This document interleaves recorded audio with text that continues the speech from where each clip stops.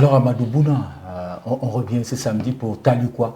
Qu'est-ce que vous avez lu dans la presse cette semaine, Amadou Bouna? Monsieur Toundi, bonjour à tous les panélistes. Qu'est-ce qu'on n'a pas lu? On a lu un peu de tout. Et je crois que la grande actualité de cette semaine, c'est la sortie d'Emmanuel Macron. Presque tous les quotidiens en ont parlé, chacun y allait de son inspiration au niveau du titre. Mais c'est le titre du quotidien La Réalité qui a attiré mon attention. Parce que là, de Paul Ngouaré Kindi. Voilà, le directeur de... Il a parfois des titres ronflants avec Paul Ngouaré. Cette fois-ci, il ne s'est pas compliqué la vie. Le gars, il allait très seul. Ah, qui est quoi, mais le président Macron, c'est même quoi contre le président Biya? Mais ce qui était intéressant sur toute cette presse, dans tous ces quotidiens, tous les titres sont unanimes, c'est de l'ingérence. Oh, ingérence par-ci, ingérence par-là. Moi, je pense que M. Macron ne fait pas de l'ingérence dans un pays souverain. Il fait de l'ingérence dans ses affaires. Voilà, parce qu'il faut le dire, le nom Cameroun, là, c'est les Français qui nous ont donné. Nous, on parle en français. Et très souvent, quand tu demandes à un Camerounais son nom, il te dit Philippe. François. Même quand il va te donner son nom de naissance, il va te dire Monsieur Atangana. Monsieur Tamo. Non, ton nom c'est Atangana. C'est Tamo. Donc nous, on se considère comme des Français. Donc Monsieur Macron est en train de gérer ses propres affaires. Voilà. Et pour finir avec cette histoire, je crois que personnellement, je ne prête pas attention à ce que dit Macron. Parce que mon grand-père me disait, Pépier Wensanso ou Pierre. Traduction. Tu as des problèmes avec un homme anormal, c'est que toi-même tu es anormal. Oui, tout Africain qui se respecte considère que Macron n'est pas normal. Hein, comment ça, Amadou? Ben, monsieur Toundi, en Afrique, un homme normal ne pousse pas sa grand-mère. Amadou, c'est pas possible. Mais Macron, il a le libre choix également. Hein. C'est pas normal. Cameroun Tribune, cette semaine, on pouvait lire Ahmad est suspendu pour 5 ans. Et j'ai dit, nous devons féliciter ça bientôt. Parce qu'on comprend très bien que sur lui, la CAF, c'était la Confédération africaine de football. Et avec Ahmad, la CAF, c'était la Confédération africaine de faux. C'est beaucoup de faux de ce côté-là. Ah, il a été, si on s'en tient à la presse, pour début de ses fonctions pour malversation financière. Qui a eu suffisamment de faux. Mais peut-être Issa aussi. Peut-être Issa c'était aussi pas vu, pas pris, hein, Amadou Bouna. Peut-être Ahmad, c'est un malchanceux. Non, là, il faut féliciter l'intelligence du Camerounais. Mal tourné. Combien d'années? Il n'a jamais été inculpé. Une trentaine d'années. Voilà, c'est un talent à féliciter. Donc même s'il a fait quelques magouilles, on n'en sait pas, personne ne l'a jamais dit. Tout le monde, souvenez-vous que tout le monde est tombé sauf lui. Hein. Tout le monde est tombé. Seblat est tombé, Platini est tombé. C'était le dernier de Mohican. Le dernier de Mohican. Et je crois qu'on a la preuve aujourd'hui que c'est un homme bien, parce qu'Ahmad n'en a fait que 5 ans. On n'en pouvait plus. On n'en pouvait plus. Cette semaine, j'ai aussi lu le grand dialogue qui a titré la Sonatrel désormais comme un TGV. Vous connaissez tous la Sonatrel, cette société que nous avons inventée. Société nationale de transport et d'électricité. Moi, j'aimerais juste te poser une question. Hein, parce que si j'ai bonne mémoire, un TGV roule sur un type de rail précis. À quoi sert donc un TGV sans terminal adéquat? Parce que j'ai assez rythme, je ne serais pas surpris qu'au final, la Sonatrel devienne la Société nationale de transport d'électricité limitée. Ah là là. Un peu comme l'autre, sa consoeur. Voilà, parce que malgré tout ce qu'on nous vend dans ce pays sur les... Est-ce que vous n'êtes pas trop pessimiste aussi? C'est le catastrophisme, Amadou. Parler comme ça, la Sonatrel, un bébé qui vient de naître. Bon, ça fait pas un an qu'il est né, ils sont entrés en fonction depuis, on attend toujours que... Aux ambiennés? On attend toujours que l'électricité parte de Lopanga pour Yaoundé, on ne voit pas. Hein. Il a raison de penser que c'est une société nationale d'électricité limitée. D'accord. Oui, et dans le JDO, cette semaine, j'ai lu Paul Biya met le cache-nez pour la toute première fois en pleine Covid-19. Et j'ai dit c'est normal. Pourquoi? C'est normal que Paul Biya porte le masque en ce moment. Parce que quand tu entends le mot qui sort de la bouche de son petit-fils, il faut se protéger. Les paroles de Macron peuvent donner le Covid. Ah, au président Biya, au patriarche Biya. Oui, il y a de quoi se protéger quand les enfants commencent à mal parler de leur grand-père.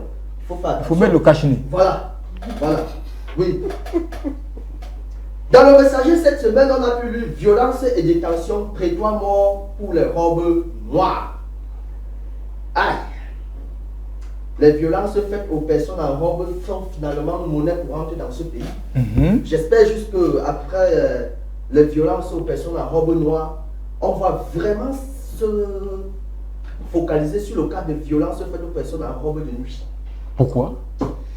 En robe de nuit, vous parlez de nos femmes, hein, certainement, voilà. Amadou. Voilà, il y a tant de violences faites dans ce pays. Mais pourquoi il n'y a pas beaucoup de ramdam aussi sur les hommes qui subissent ces violences-là? Beaucoup de violences psychologiques aussi, non, Amadou, pour les hommes? Oui. Oui, dernièrement, il y a un sondage même de l'ONU-SUFO, l'Organisation des Nations Unies pour la souffrance dans les foyers, qui a démontré que derrière la mort d'un homme se cachait toujours une femme. Et je crois que les études sont très avancées de ce côté. On finira peut-être par instaurer la journée des violences faites aux hommes. Mais pour l'instant, vivement, hein. Pour l'instant, on n'en est pas encore là. Je crois que pour l'instant, il faut qu'on règle d'abord le problème de nos mamans. Les femmes d'abord. Oui, qui souffrent énormément. C'est pas évident de vivre avec un homme. C'est pas évident, surtout un Camerounais. Qu'est-ce qu'il en sait, lui? Ah, j'en sais beaucoup. J'ai vécu avec ma maman. Je voyais ce que... Il a vu sa maman vivre des choses, certainement. Dans le soir, cette semaine, on a lu ces grabataires qui légifèrent en dormant.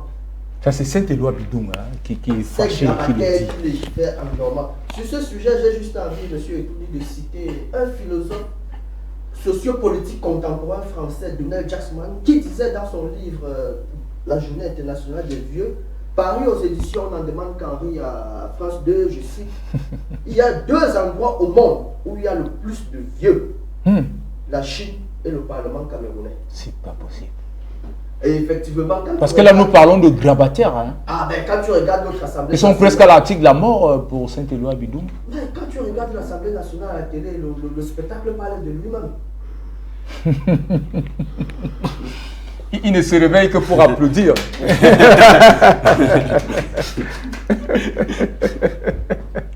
Mais ils ne sont pas tous grabataires. Hein. Il y a Cabra Libi, il y a Ngoïsi, il y a notre petite sœur Nourane Foster. Quelques brebis galeuses là. C'est une stratégie bien pensée. D'accord. Dans le jour, on a lu cette semaine, le pouvoir cède face aux avocats. Et c'est normal que le pouvoir cède. Il faut avoir peur des avocats. Oui. Quel homme normal, en pleine possession de ses capacités intellectuelles, est obligé de s'habiller comme une femme pour travailler? Il faut avoir peur d'eux.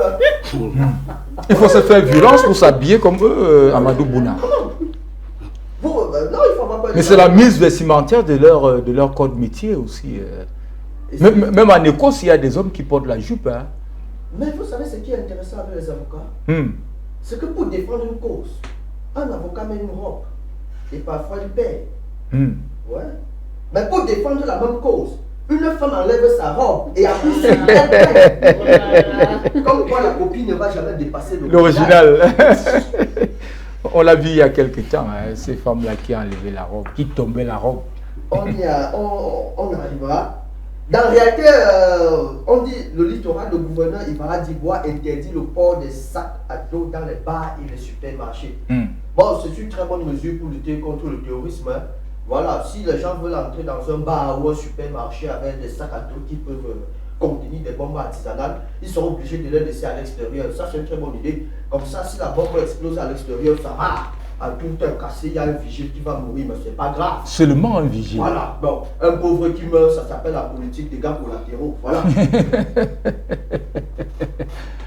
Dans Panel Hebdo, on dit à Ebolova, une plateforme de protection des primates voit le jour. Il était temps. Parce qu'avec le corona, il faut protéger les primates. Voilà. Il faut limiter la progression du coronavirus. Si les gens consomment moins de primates, ils risqueront moins d'attraper des virus bizarres. Voilà. Et donc, ça reste une espèce interdite également, hein, les primates. Voilà. Ceux-là qui font un commerce assez permanent de ces primates-là, ça reste interdit. Il faut peut-être dire ça à nos téléspectateurs. Oh oui, vous savez, très souvent les choses sont interdites à ceux qui n'ont pas de côtes dans ce pays. Hein. Parce que les choses sont interdites, mais les gens le font tout. Mais il y a des gens comme Amadou qui peuvent souffrir ces primates et les manger. Hein, j'ai grandi au village, j'ai bien grandi en mangeant le pangolin. J'ai jamais mangé la souris. Peut-être que ça va arriver. Non, pas encore. même si j'adore les Chinois. Qui en mange.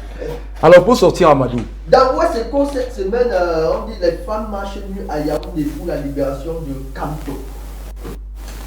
C'est la preuve vraiment que pour défendre une cause, une femme enlève sa robe. Voilà. Contrairement à un avocat. Contrairement à un avocat. Et donc, finalement, au MRC, on constate que les jambes des hommes servent à marcher, les jambes des femmes servent à démarcher.